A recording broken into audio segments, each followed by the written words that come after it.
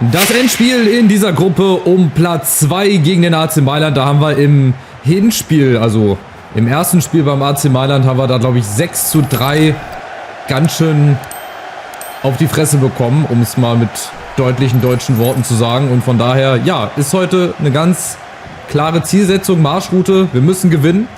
Dann haben wir nämlich Platz 2 noch in der eigenen Hand. Dann werden wir nämlich vor dem AC Mailand, glaube ich.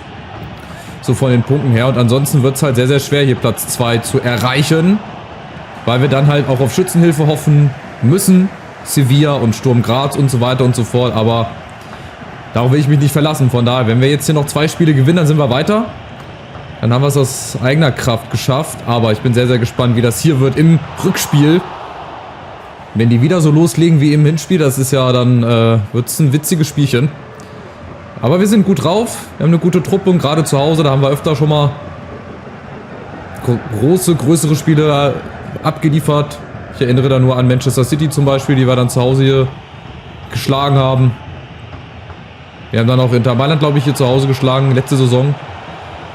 Aber der AC Mailand, der ist, glaube ich, dieses Jahr ein anderes Kaliber. Rafael Leao mit der nächsten Chance. Also die sind schon wieder da. Sind schon sehr, sehr griffig. Die zeigen also uns gleich mal, wer hier wohl her im Haus ist, im Fremdenhaus. Aber das können wir auch hier. Wir können auch umschalten über Martin Mamouche, wenn er oben läuft. Ja, gegen Dalot. Da ist Mamouche auf jeden Fall schneller. Das ist die erste Chance aus spitzem Winkel. Ja. Und Mignon und der Eckball auf der anderen Seite. Also, es geht ganz schnell hin und her. Chancen auf beiden Seiten, viele Chancen noch nicht. Aber das erste Tor! Und das ist mal ein Auftakt nach Maß. 13 Minuten gespielt und die Führung. Eine sehr, sehr schöne Ecke vom Tor weggetreten. Mache ich ja sonst selten. Und dann kommt Mamouche da, ja, völlig ungedeckt. Und dann, ja, okay, Mignon im Tor. Das ist wieder so eine typische Situation von wegen, dass der Keeper den nicht halten darf. Weil den Ball, den muss er, ja, den hält er normalerweise. Also, da muss er einfach nur die Handschuhe ein bisschen nach oben heben, dann hat er den. Aber egal. Soll mich nicht interessieren, wir führen jetzt hier mit 1:0. Das wird dem Spiel hoffentlich gut tun. Mal gucken, die haben ganz schön Druck gemacht vorne. Gehen vorne ins Pressing mit ihrem 4-3-3. Mit 2, ja was haben die? 2 Sechser, ein Achter, glaube ich. Vorne haben sie Enes Ünal, auch sehr, ja, ungewöhnlich. Ist für mich jetzt kein klassischer Stürmer, ist für mich eher so eine falsche 9, aber ich kann über ihn wenig sagen, von daher ist das alles nur reine Spekulation. Aber was ich auf jeden Fall sagen kann, dass der AC Mailand genauso wie im Hinspiel richtig viel Druck aufbaut. Und wir bislang einen guten Keeper hinten drin haben. Achtung, Pacho klärt. Kaneseci hat bislang alle Hände voll zu tun. Also er bekommt heute bislang am meisten zu tun. Da oben seht ihr schon die Ausgangslage. Der AC Mailand mit 7 Punkten. Wir stand jetzt mit 9 Punkten. Wären also vorbei. Und hätten dann gegen Sevilla alles in der eigenen Hand. Von daher ist das heute halt auch wie ein Endspiel. Also, wenn wir das hier nicht gewinnen, dann war es das auch mit der Champions League. Weil auf Schützenhilfe hoffen, das kann ich nicht. Das wird auch nicht passieren. Von daher muss ich es halt selber machen. Aber ich muss sie hier irgendwie in den Griff kriegen. Entweder muss ich eine breitere Variante oder eine Formation hier aufstellen, weil das geht nicht lang gut. Die ziehen uns so breit, haben unsere Verteidiger richtig große Probleme. Aber jetzt hat die Abwehr vom AC Mailand erstmal Probleme mit Chukwueze gegen Mancini. Und da kommt Martin. Ja. Und Mignon kann den auch wieder nicht festhalten. Dann machen wir doch das gleiche wie beim 1:0, oder? Eckball, Kopfball Mamouche. Wo ist er?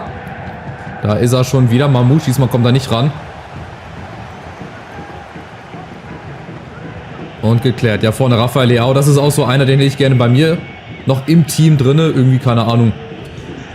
Linker Flügelspieler oder vorne zentraler Stürmer, keine Ahnung. Den kannst du auch überall einsetzen. Der lässt sich aber auch immer mal ins Mittelfeld fallen, in die Mitte. Von daher auch mal ab und an Probleme. Jetzt ein schöner Spielzug hier. So, Chukwueze wartet unten, Guardiola, ja. Und jetzt mal eine vernünftige Flanke. Irgendwie, nee. Aber wir kriegen den Freistoß noch, ja. Und die gelbe Karte für Theo Hernandez. Sehr schön. Ja, Leao will dann noch ein bisschen mehr raus haben oder ein bisschen weniger. So, jetzt die Frage. Schießt du direkt? Mit wem schießt du? Ah, Chukwueze hat eigentlich auch gute Werte. Meier hat eine etwas bessere Schusskraft. Ich nehme mal Meier. Dann versuche ich mal um die Mauer rumzuzirkeln. Ja, wird zwar nicht funktionieren, aber wir probieren es trotzdem. Komm, no risk, no fun. Warum denn nicht? Ja, immerhin. Außennetz. Mit einem besseren Freistoßschützen sitzt der vielleicht. Ja, auch Enis Ünal da in der Mauer. Es läuft momentan ganz gut. Die Anfangsphase oder jetzt diese etwas kritische Phase vom AC Mailand haben wir überstanden. Wir stehen richtig gut.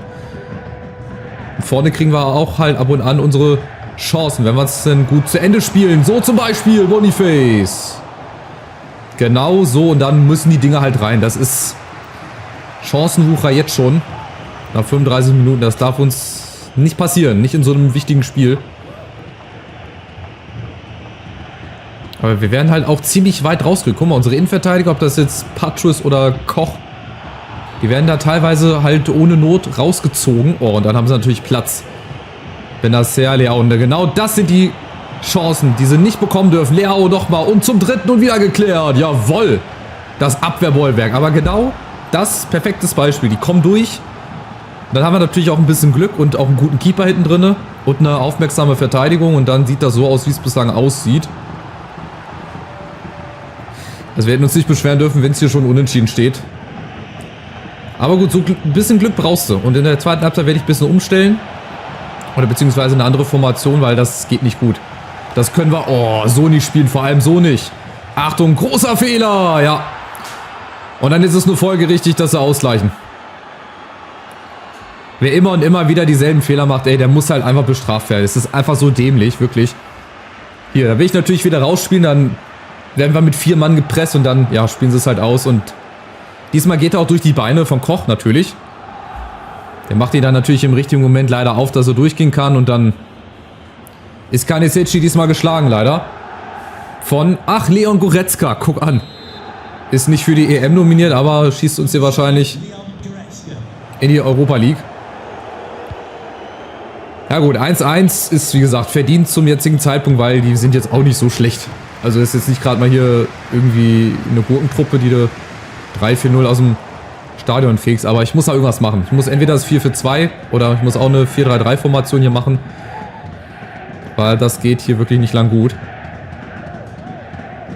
Und hinten lassen sie halt auch nicht viel zu. Ne? Die pressen, gutes Mittelfeldpressing, verschieben schnell. Aber vielleicht jetzt nochmal. Mamouche, wenn er durchläuft. Boniface unten. Nee. Aber nochmal, zweite Chance. Meier, wer lässt sich fallen? Fratesi, da ist Fratesi. Schade. Aber ein Eckball kriegen wir nochmal. Wieder Chukwueze. Und diesmal kommt der richtige Mann, Boniface, ran. Der Zielspieler, aber leider zu weit übers Tor. So, erstmal 1-1. Ist nichts passiert. Selbst wenn wir heute Remis spielen, sind wir halt auch noch nicht raus im Kampf um das Achtelfinale. Aber wir brauchen dann halt auch Schützenhilfe. Und ich glaube nicht, dass der AC Mailand gegen Sturm Graz gerade zu Hause sich das nehmen lässt. Da müsste schon sehr, sehr viel passieren. So, oder ich mache 4-3-2-1. Haben wir auch 3 Mann im Mittelfeld. Vorne ein bisschen, ja, die beiden Flügelspieler oder die beiden Mittelstürmer, sage ich jetzt mal hier, sind ja hier gelistet als Mittelstürmer, könnten sich dann zwischen die Abwehr schleichen. Oder ein 4-4-2. Ich mache erstmal 4-4-2. Auch wenn mir das in der ersten Ansicht ein bisschen riskant scheint, aber ich versuch's. Und zur Not werde ich auf 4-3-2-1 umstellen. Und dann hoffen. Und hoffentlich jetzt gut spielen, mir ein paar Chancen rausspielen, hinten sicher stehen. Aber das ist halt alles Wunschdenken. Aber so wie die bislang gespielt haben in der ersten Halbzeit, das wird schwer. Weil die auch diese Lücken bespielen, wo du eigentlich gar nicht hinkommst. Oder wo es eigentlich gar keine Lücken gibt. Genau da preschen sie rein, aber das können wir eigentlich auch. Boniface, jetzt zum Beispiel Mamouche gegen Tomori. Boniface muss eigentlich in die Mitte schon. Ja, da blockt er leider mir die Flanke. Tomori, da hätte ich gerne die Flanke geschlagen. Dann machen wir es halt so über Ugarte. Und wieder Maignan. So, das ist jetzt der Auftakt. Komm, wir müssen jetzt so richtig Hammer zweite Halbzeit spielen. Und mindestens nochmal ein Tor machen. Vielleicht ja jetzt. Oh ja, der kommt. Super! Boniface. Und Maignan ist halt nicht umsonst auch ein klasse Keeper. Muss man auch so zugeben. Nächste Chance. Diesmal Martin. Leider ein Stück bisschen zu hoch. Ich bin jetzt mal gespannt, wie sich das verhält, wenn wir halt jetzt in die Defensive gehen. Im 4-4-2. 10 Schüsse, 9 vom AC Mailand. Also ihr seht, es ist hier ein Torschussfestival. Bislang ein Tor für beide Mannschaften. So. Nächster Ball, Romero gegen Meier mit großen Schritten. Oh, das ist zu einfach. Das ist viel, viel zu einfach. Enes Ünal, Achtung, wieder spitzer Winkel. Ja, der versucht durch die Beine da. Aber Kanisechi ist da. Der hält diese Dinger. Wieder Romero. Oh, das geht auch wieder zu leicht. Das darf einfach nicht passieren. Achtung, fall nicht hin. Ich habe ihn schon wieder hinfallen sehen und dann der Pfiff des Schiedsrichter. Und jetzt wieder Elfmeter gegeben. So, wieder Romero, Chukwueze. Diesmal ist er da. Achtung, wieder das Pressing. Und diesmal, oh nee, jetzt schlage ich ihn weg. Das wird mir dann doch ein bisschen zu riskant, zu eng. Aber wenn wir uns hinten raus kombinieren, ihr seht, wir haben Platz. Unten vor allem. 3 Mann. Hopp, und jetzt Mamouche. Jawohl, das ist die richtige Lücke. Der richtige Ball und jetzt, nimmt er nicht so gut mit. Ja, jetzt ist halt Chukwueze auf der falschen Seite. Der muss halt auf links.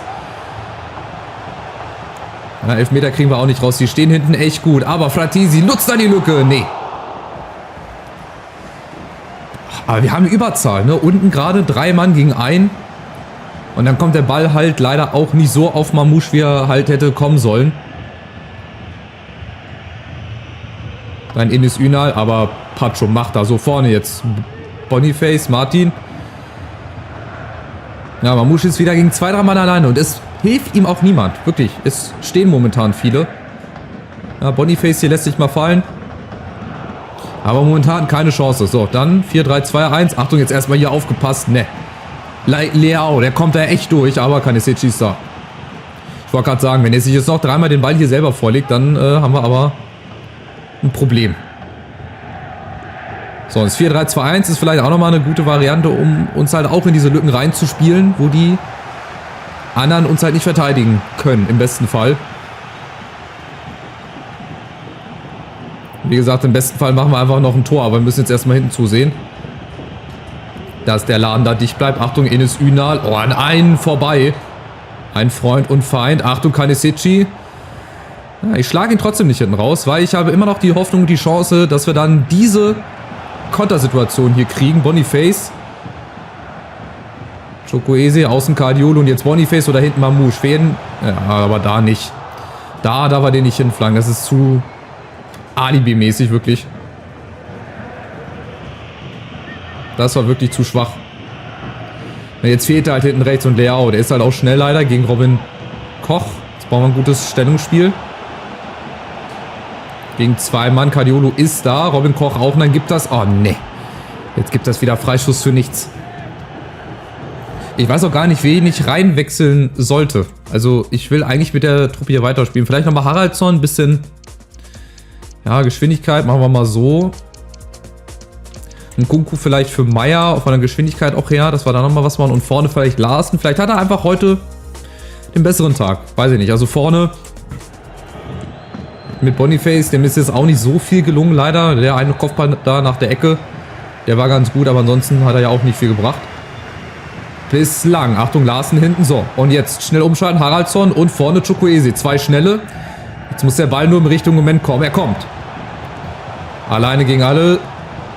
Tomori kommt dazwischen, aber da braucht er nicht richtig hin, weil Chukwueze verzieht. Leider, leider, leider.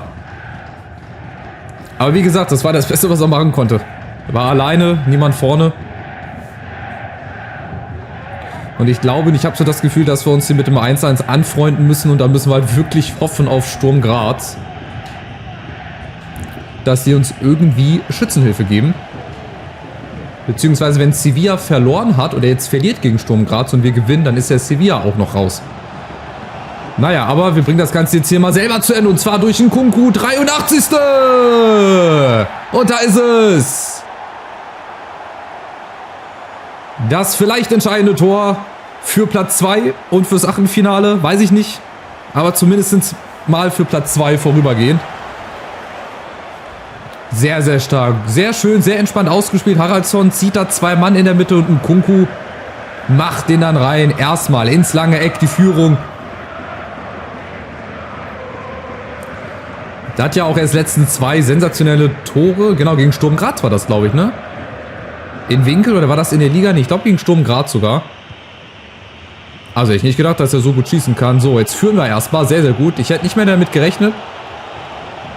Bin ich ganz offen und ehrlich. Ich hätte gedacht, das geht hier Remis aus oder die gewinnen das noch. Cool, aber das sind natürlich jetzt hier perfekte Voraussetzungen, perfekte Bedingungen. Jetzt müssen wir es halt nur noch verteidigt bekommen.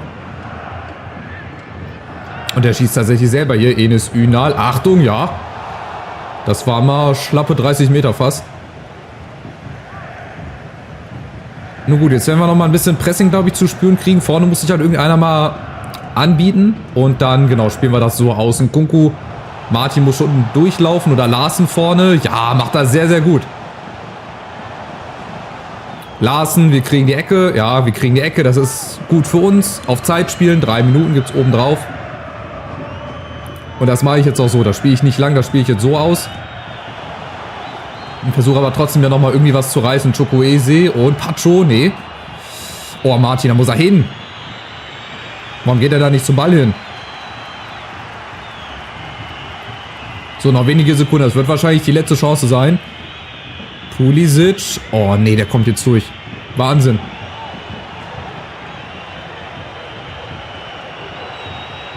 So, aufgepasst. Achtung, die Chance für den AC Mailand. Aber geklärt.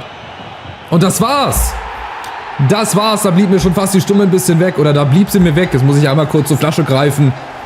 95 Minuten gefightet, gekämpft, Spiel gewonnen.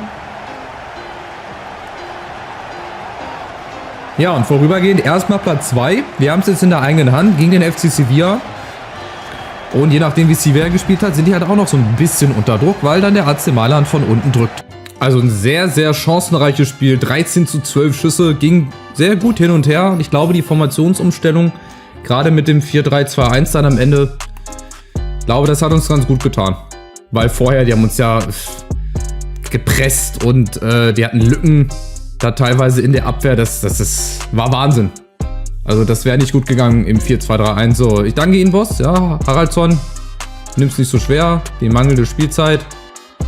Ja, es war unvermeidbar. Lernen aus deiner Erfahrung, es war unvermeidbar. Der wird ja auch wieder spielen. Also wie gesagt, das geht mir eh schon ein bisschen auf den Sack, dass da einfach zu schnell voreilige Schlüsse gezogen werden. So, nächstes Spiel gegen Bochum. Das spielen wir jetzt wieder mit der B11, glaube ich. Genau, da wechseln wir ein bisschen durch. Ist natürlich auch ein Pflichtsieg, ne? Guck mal, wenn wir oben nur 2 Punkte Rückstand haben auf die Bayern, die ja auch unser nächster Gegner sind, habe ich gesehen. Genau, zu Hause. Wir haben jetzt 2 Heimspiele. Im besten Fall haben wir 2 Siege und dann sind wir Tabellenführer. Wenn Union nicht ihre Spiele gewinnt, dann haben wir Dortmund, Leverkusen, Leipzig schon mit ein bisschen Abstand. Aber das wird noch spannend. Auch unten ist nach wie vor Paderborn die einzige Mannschaft ohne Sieg. Dann haben wir Augsburg, Gladbach auf 16, auch ein bisschen überraschend, finde ich. Na gut, schauen wir mal in der Champions League vorbei. Ich lasse mich wieder nicht spoilern. So, gucken wir mal nach 5 Spielen. Also hier Gruppe A, Real und Neapel sind schon durch. Atletico ist schon durch. PSG streitet sich mit Fenerbahce. Spielen die zufällig gegeneinander? Nee, Fernduell. Dann haben wir hier Dortmund und Arsenal. Die sind auch schon weiter. Genau. Dann haben wir Sevilla, die auch ihr 4. Spiel gewonnen haben. Also die sind schon sicher durch. Die können also ein bisschen Zutsche machen. Wir im Fernduell mit dem AC Mailand. Also uns reicht ein Remis, ne? Oder? Nee, das wird ja der direkte Vergleich zählt ja. Ich glaube, es zählt der direkte Vergleich und den hat der AC Mailand ja leider gewonnen. Also wir müssen gewinnen. Ja, oder wenn wir Remis spielen, darf der AC Mailand nicht gewinnen, aber die werden zu Hause gewinnen. Sturm Graz geht dann mit 5 Niederlagen raus. Also müssen wir bei Sevilla gewinnen. Juve und Leverkusen sind hier weiter. City ist auch weiter. Lazio und FC Porto streiten sich. Hier sind Berger. Ah, ist noch gar keiner sicher durch. Bergamo, Bayern, obwohl, warte mal. Bayern spielt gegen Athen. Chelsea gegen Bergamo. Okay, ja, die Bayern sind eigentlich durch. Weil Bergamo und Chelsea nehmen sich ja die Punkte gegenseitig. Bei Remis ist Chelsea nicht weiter, dann sind die Bayern weiter. Beim Sieg von Chelsea bleibt ja... Ach nee, der direkte Vergleich wieder. Ich muss jetzt gerade mal hier gucken. Ich sehe gerade, die Bayern haben 1 gegen Bergamo verloren. Das Rückspiel und das Hinspiel war... Ja genau, der direkte Vergleich. Die haben beide Spiele verloren, also direkter Vergleich zählt. Haben zwar die bessere Tordifferenz, aber direkter Vergleich ist Bergamo auf der 1. Das gleiche wie bei uns in der Tabelle. Und hier ist Barcelona schon weiter. Und Man U und Ajax streiten sich da um Platz 2. Also es wird auch noch richtig spannend am letzten Spieltag in der Champions League. Nach wie vor wird es auch spannend in der Bundesliga. Nächstes Spiel gegen Bochum. Wenn es euch gefallen hat, ihr weiterhin dranbleiben wollt, euch meine Videos gefallen und ihr das gerne weiterhin verfolgen wollt, lasst einen Daumen nach oben da. ein kostenloses Abo, aktiviert die Glocke und dann sehen wir uns beim nächsten Spiel wieder gegen Bochum. Macht's gut. Ciao, ciao.